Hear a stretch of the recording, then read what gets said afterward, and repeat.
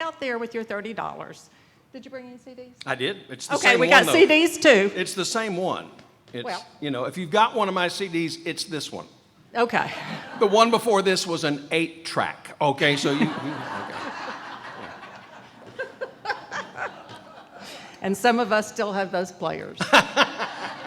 My mother. No, I'm sorry. So Colleen Boudreaux begins the next season. And then we have Rosemary Rumley in March.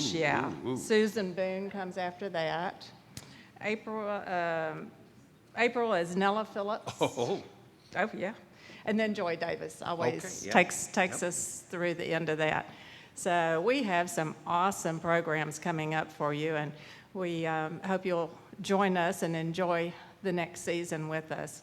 So I know that most of you have been here a number of times and have seen this gentleman. My 2-year-old granddaughter saw a little DVD of Barney the other day. I love you. Oh, yeah. She was a little upset when I told her, oh, yeah, I get to introduce him this coming week. And she, I want to go see Barney. No, he won't have his purple outfit on. But this gentleman is just beyond amazing. And for any of you that happen to be in Dallas, and I think I have to go see my youngest daughter, especially on a Wednesday night, to go to Ruggieri's.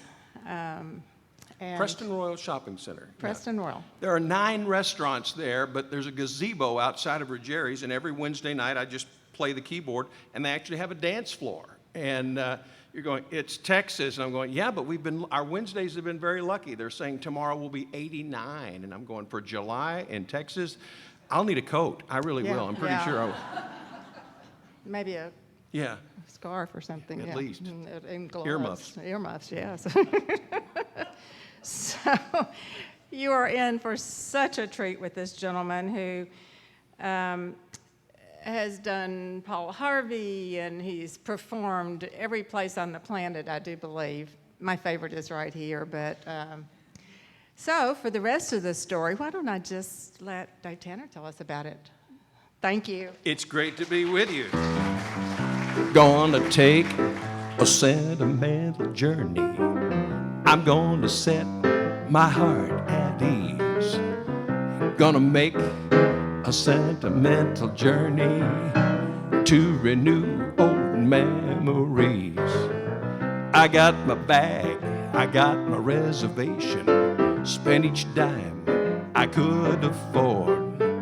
Like a child in wild anticipation, I long to hear that all aboard. What time? We'll work on it. That's the time we're leaving, 7. I'll be waiting up for heaven, counting every mile of railroad track that takes me back. I never thought my heart could be so yearning. Why did I decide to roam? Gonna make a sentimental journey home. And that's by Les Brown and his band of... Oh, that was much better, much better. The singer was Doris Marianne Kappelhoff, but we call her Doris. And this was a big hit in the 40s for that big band era, the swing era. Now, those eras overlap. Obviously, the swing era, the big band era were the same time period, but the terms are different. I'll explain that in just a minute. But it was a time of great songs, great dance music from all these bands, and great lyrics. My dad always told me when I was growing up in Gainesville, you got to say it right if you're going to say it, in Gainesville, he said these were the best lyrics ever written in American history. You think about it, Cole Porter and Ira Gershwin and all these great people. Of course, I was into Elvis, so I knew better. But I got over it. I realized even the songs that you hardly ever heard the words had beautiful lyrics just in case somebody decided they would want to sing it. Like this Glenn Miller song, I Stand at Your Gate. And the song that I sing is of moonlight. I stand and I wait for the touch of your hand in the June night. The roses are sighing. What are they sighing? A moonlight. It is a hip crowd. Stars are aglow. And tonight, how their light has me dreaming. My love, do you know that your eyes are like stars brightly gleaming? I bring you and sing you. Sing it again. A moonlight serenade. Let us stray till the break of day in love's valley of dreams. Just you and I, a summer sky, a heavenly breeze, kissing the trees. Don't make me wait. Come to me tenderly in the June night. I stand at your gate and I sing you a song in the moonlight, a love song, my darling. One last time, a moonlight serenade. Now, Glenn Miller wrote the music for Moonlight Serenade and was using it as his band's theme song. But he wanted some lyrics, and he went to first one lyricist and then another. Finally, a third guy did it right for him, did the lyrics you just heard. Now, this was not one of the more famous lyricists. He was just one with an unusual pedigree. His name was Mitchell Parrish. And Mitchell Parrish had a special gift. The ability to come along after a song was already famous as an instrumental and write the words that sounded like they should have been with that song since the beginning of time. The song that made his reputation was one that every other lyricist had thrown up his hands in defeat. They said, what are you going to possibly do to something called Stardust? Sometimes I wonder why I spend the lonely night dreaming of King Kong. That was the first draft. It got better. The melody haunts my reverie, and I am once again with you when our love was new, and each kiss an inspiration. But that was long ago, and now my consolation is in the stardust of a song beside a garden wall when stars are bright. You are in my arms. The nightingale tells his fairy tale of paradise where roses grew, though I dream in vain. In my heart there will remain a stardust melody, the memory of love's refrain. Hoagy Carmichael's music, Mitchell Parrish's lyrics, Stardust. Thank you. During the big band era and the swing era, you could have a big band that didn't have to swing. Or you could have a swing band that didn't have to be big. A lot of confusion there. We associate that whole era with the 16-piece bands plus the vocalist, that sort of thing. But there were lots of bands, smaller bands that were swinging. There were lots of big bands that were what were called sweet bands. One that comes to mind is Guy Lombardo. Guy Lombardo made what he called sweet music. And so that's what he was trying to do, was have a sweet band. On the other hand, Louis Prima. Remember Louis Prima and Keely Smith? His band was half the size of a standard big band, but that was definitely a swinging band. Matter of fact, the most extreme example I can think of, there was a trio. Obviously, a trio cannot be a big band, but there was a trio that was one of the most popular swing bands of the 40s. It helped that the piano player's name was Nat King Cole. L is for the way you look at me. O is for the only one I see. V is very, very extraordinary. E is even more than anyone that you adore, and love is all that I can give to you. Love is more than just a game for two. Two in love can make it. Take my heart, please don't break it. Love was made for me and you. Nat Cole was born in Alabama, grew up in Chicago, graduated from high school at the age of 17, and went into his mom and dad and said, I have a couple of announcements. They said, what was that? He said, I'm taking a job as a piano player on a show on the road. and I'm getting married. They tried to tell us. And he never looked back. But what he did was he went from Chicago to LA. Then he sang about it. If you decide to motor west, travel my way, that's the highway, that's the best. Just get your kicks on.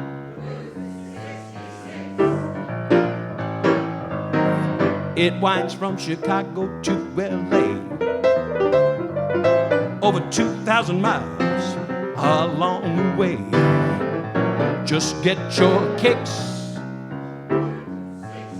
Don't fail me now. Where you are going through St. Louis, Joplin, Missouri, Oklahoma City is mighty pretty. You see Amarillo, Gallup, New Mexico, Flagstaff, Arizona, don't forget Winona, Kingman, Barstow, San Bernardino. If you get wise to this timely tip, when you take that California trip, just get your kicks one last time on Route 66.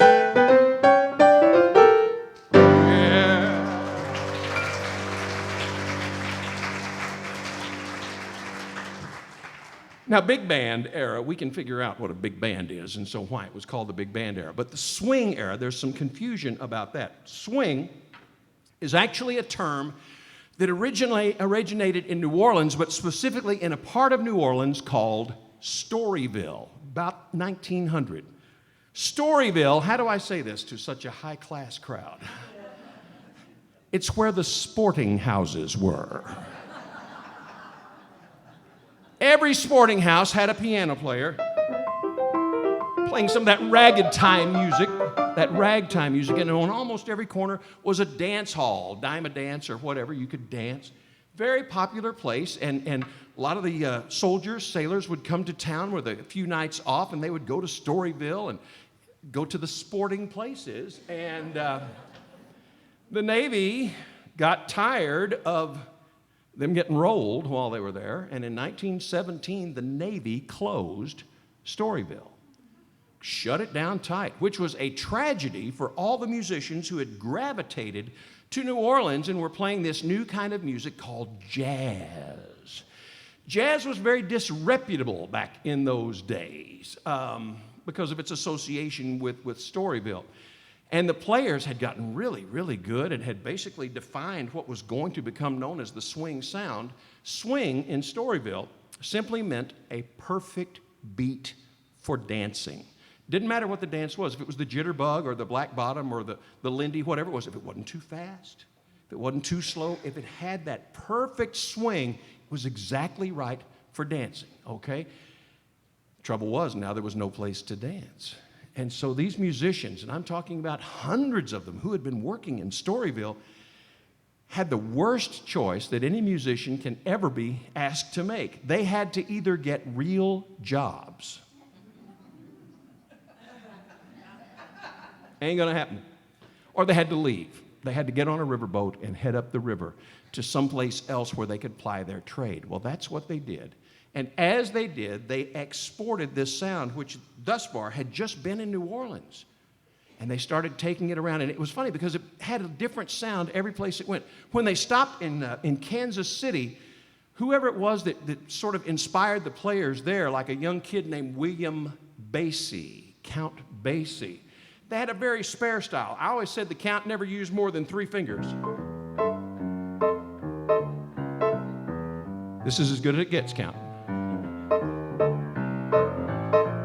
What do you think? Should we give Count the end? Let's give Count the big finish.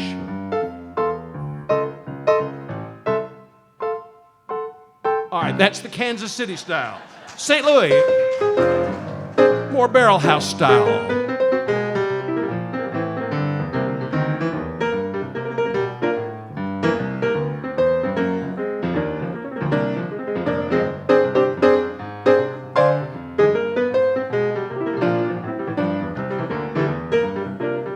About as far as you could get from New Orleans by boat.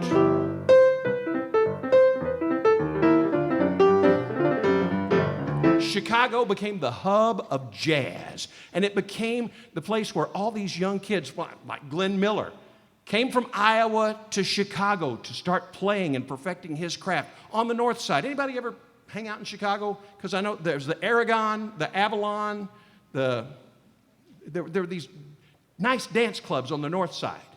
On the south side were the much rougher clubs. South side of Chicago. I mean, it was rough down there.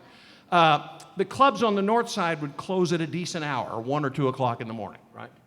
On the south side, at the Plantation Club, if the party was over before dawn, it must not have been a very good one, okay? I mean, they just went all night long, and the fellow that was leading the band at the Plantation was King Joe Oliver, great trumpet player, was part of that first wave out of New Orleans. But he developed cancer on his lip and could no longer hit the high notes, and so he brought a protege, a kid that had, don't get ahead of me over there, I heard you. I'm doing a single up here. But you're right.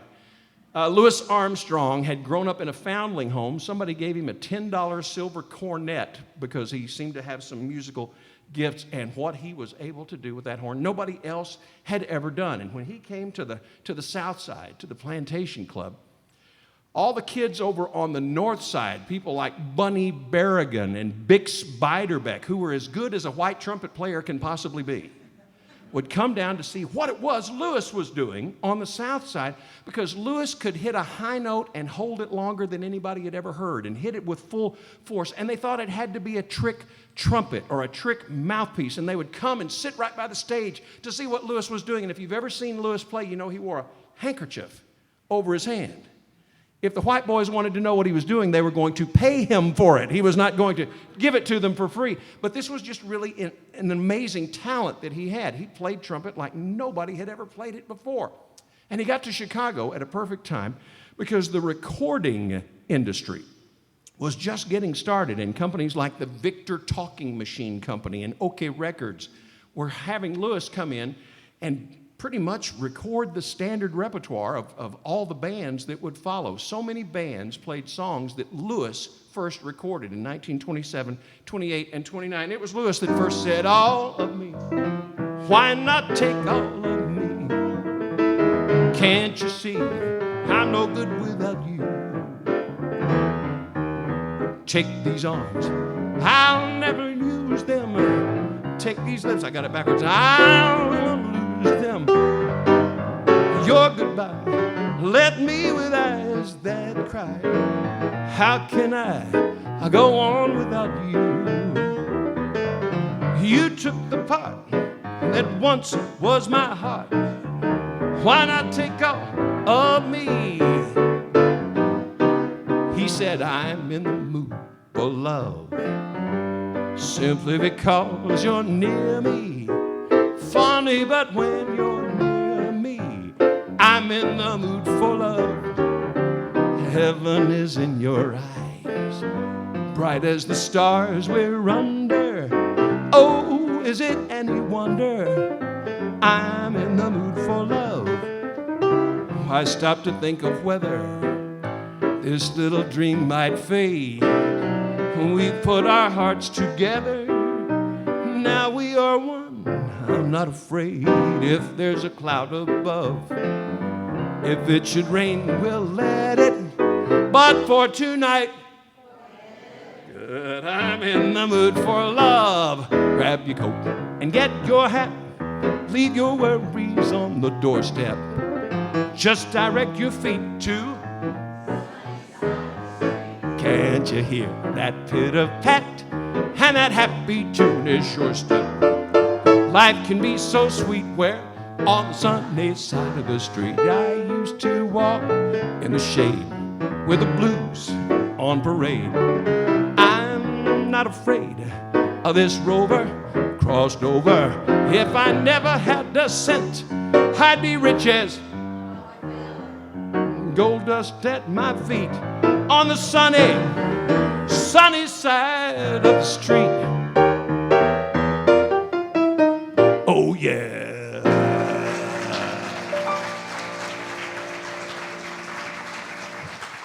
Those records literally spread all over the world, but they spread all over our country, and everywhere they spread, people were inspired by the sound that Lewis captured. All the way out in the great Northwest United States, Harry Lillis Crosby, Bing Crosby, listened to those records that Lewis had recorded.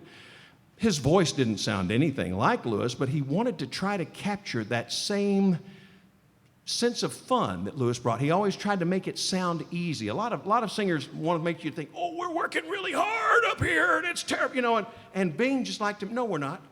We're just having a good time. This is easy. This is fun. And he was inspired by Lewis. A trombone player named Tommy Dorsey, one of those kids from the North Side, the clubs, was inspired. And he was trying to play the same way that he heard Lewis sing. And he became very famous, one of the most famous, I guess other than Glenn Miller, the most famous trombonist we ever had. But what happened was he inspired somebody else through that same chain. I mean, he was inspired by Lewis, and then he starts playing the trombone pretty much the way Lewis sang. And then he gets the opportunity to work with a kid. This was a fellow who had first been on the Major Bowes Amateur Hour. Now, since most of you were not born before 1948,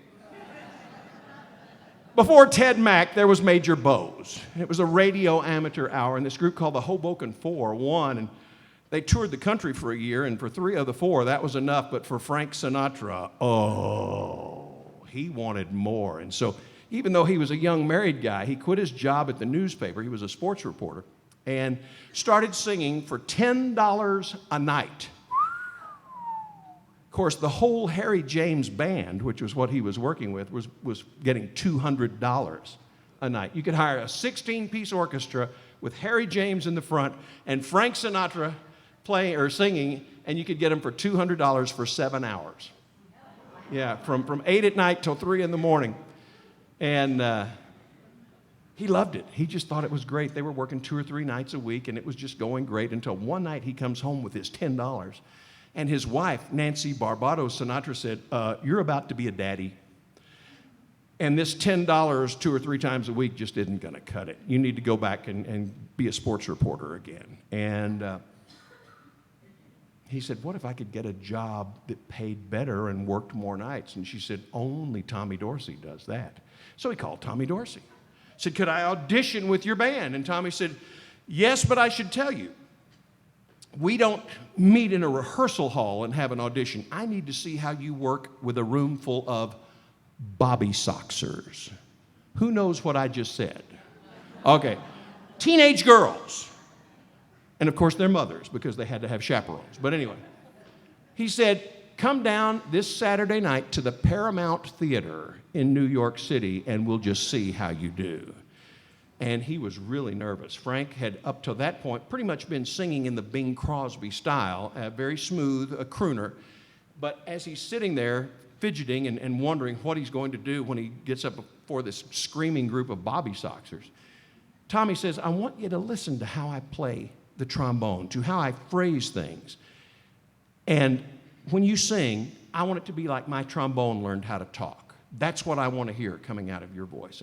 And so Frank, instead of concentrating on how nervous he was, started thinking about what it was that Tommy was doing. And he noticed that even for a soft note, he would take a really deep breath so that he could sustain it forever, effortlessly. And that he would bend the rhythm a little bit. He would get ahead of it or behind it if it helped the phrasing of a particular passage. And he said, that's what I'm going to do. Well, finally, it was his opportunity to get up. He had never rehearsed with the band, had never even met the band. They were just doing a stock arrangement of an Irving Berlin song called Marie when they called Skinny to the microphone. He disappeared behind the mic stand, you know.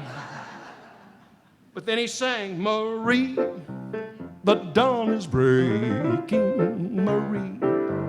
You'll soon be waking to find your heart is aching and tears will fall as you recall the moon in all its splendor, the kiss so very tender, the words, will you surrender to me, Marie? And all those Bobby Soxers said, And their mothers were humiliated. Stop it. Stop it. You're going, Frankie, Frankie, Frankie, and we'll never be able to show our faces again. And then Frank said, I'll never smile again. Now all the mothers are going, Frankie, Frankie, Frankie, Frankie, Frankie, till I smile at you. I'll never laugh again. What good would it do?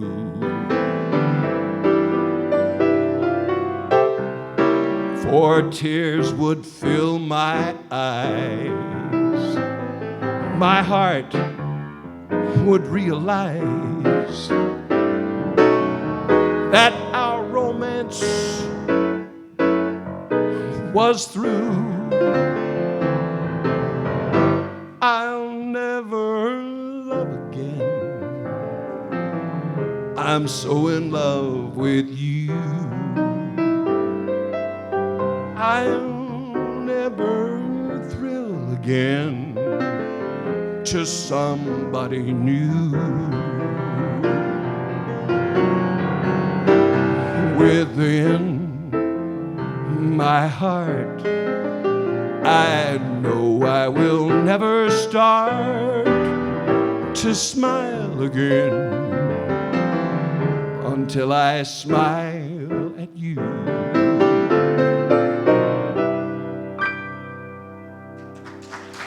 Thank you.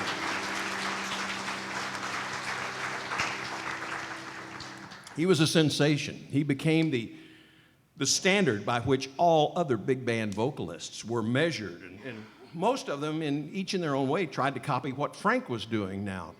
If you had been a lyricist who wrote those gorgeous words for those songs, nothing could be better than to have Frank singing them, because he just found every nuance, even things the composers themselves didn't know were in there. Frank found them and just made them sound wonderful. It was generally agreed that the best of those great lyricists was Cole Porter. A Trip to the Moon on Gossamer Wings. They don't do that today. You know, it's gotten ugly. You know, it's not the same. But Cole Porter's lyrics coming out of Frank Sinatra's mouth, it was a marriage made in musical heaven. I've got you under my skin and I get no kick from champagne. Frank Sinatra had a favorite Cole Porter song, though. One that he loved so much, between the 30s and the 80s, he recorded it 18 different times and in many different ways, as a swing tune, as a bossa nova, as a ballad. Every single time, he seemed to find something new and wonderful in Night and Day. You are the one, only you, 'neath the moon and under the sun. Whether near to me or far, it's no matter, darling, where you are, I think of you. When night and day, day and night, why is it so that this longing for you follows wherever I go? In the roaring traffic's boom, in the silence of my lonely room, I think of you. Sing it. Night and day, under the height of me, there's an oh such a hungry yearning burning inside of me. But its torment won't be through till you let me spend my life making love to you day and night. Hit it. Night and day, night and day.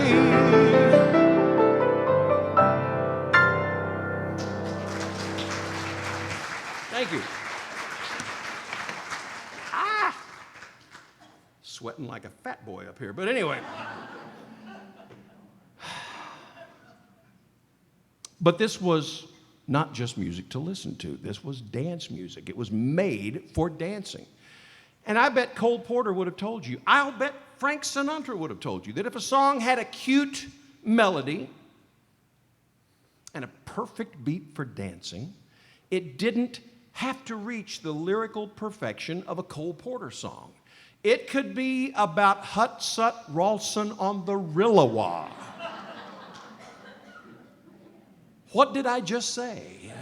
It could be about those three little fishies that swam and swam all over the dam. It could be sing maresy dotes and dozy dotes and little lambsy divey, a kiddly divey too, wouldn't you? Maresy dotes.